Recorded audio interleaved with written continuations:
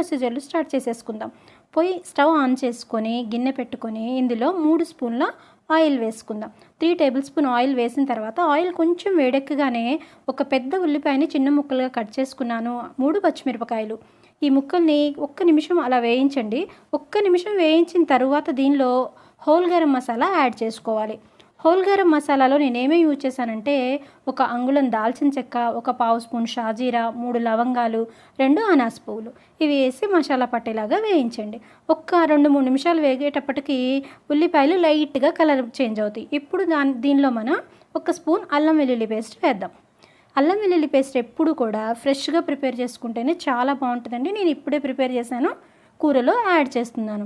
అల్లం వెల్లుల్లి పేస్ట్ పచ్చివాసన పోయే వరకు వేయించాలి. ఉల్లిపాయ ముక్కలు లైట్ రెడ్ కలర్ వచ్చే వరకు వేయించుకోవాలి. ఇప్పుడు లైట్ రెడ్ కలర్ వచ్చేసినాయి కాబట్టి 2 మీడియం సైజ్ టమాటా ముక్కల్ని నేను కూరలో యాడ్ చేస్తున్నాను. కూరని చక్కగా బాగా కలుపుకోవాలి. మసాలా ఉల్లిపాయలు అంతా టమాటాకి బాగా పట్టాలి. ఇప్పుడు మనం కర్రీలో కొంచెం పసుపు, 1 స్పూన్ ఉప్పు వేసి టమాటా ముక్కల్ని బాగా కలుపుకోవాలి. టమాటా ముక్కలు ఉప్పు కూడా వేసాం కాబట్టి టమాటాలు తొందరగా మగ్గిపోతాయి. చక్కగా టమాటా ముక్కల్ని కలుపుకున్నాక ఒక్క 5 నిమిషాలు మూత పెట్టి సన్నసగ మీద మగ్గనివ్వండి. 5 నిమిషాలు అయిన తర్వాత ఈ కర్రీలో ఏం చేయాలి అంటే ఒక చిన్న గ్లాస్ వాటర్ యాడ్ చేయండి. చాలా చిన్న గ్లాస్ అండి, గ్రేవీ వచ్చింది. మరీ ఎక్కువ వాటర్ పోసామంటే కర్రీ పలచగా అయిపోయే ఛాన్స్ ఉంటుంది.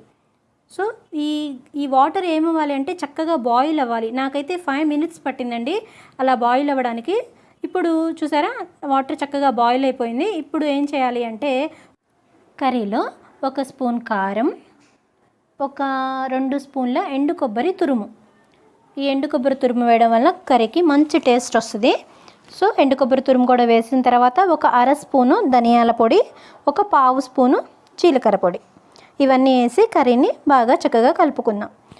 ఈ కర్రీ చక్కగా ఇవన్నీ కర్రీకి బాగా పట్టాక మనం ఏం చేయాలి అంటే పన్నీర్ యాడ్ చేసుకోవాలి. నేను దీనికోసం పన్నీర్ నిన్నే ప్రిపేర్ చేసుకొని అట్టు పెట్టుకున్నానండి. ఒక 1/2 లీటర్ పాలతో పన్నీర్ రెడీగా ఉంచుకున్నాను.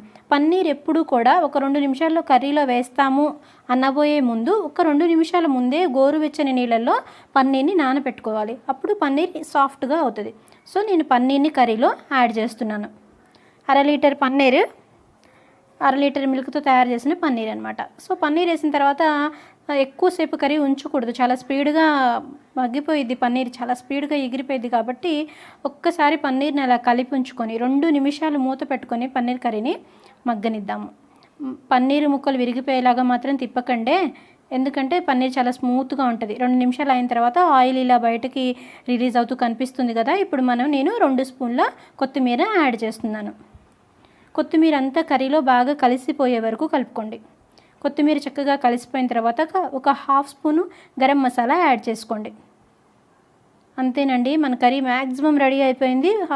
గరం మసాలా యాడ్ చేసిన తర్వాత ఒక్క 2 నిమిషాలు కర్రీని చక్కగా మళ్ళీ ఒకసారి మూత పెట్టి మగ్గించుకున్నాము అంటే మన టేస్టీ పన్నీర్ కర్రీ రెడీ అయిపోతుంది.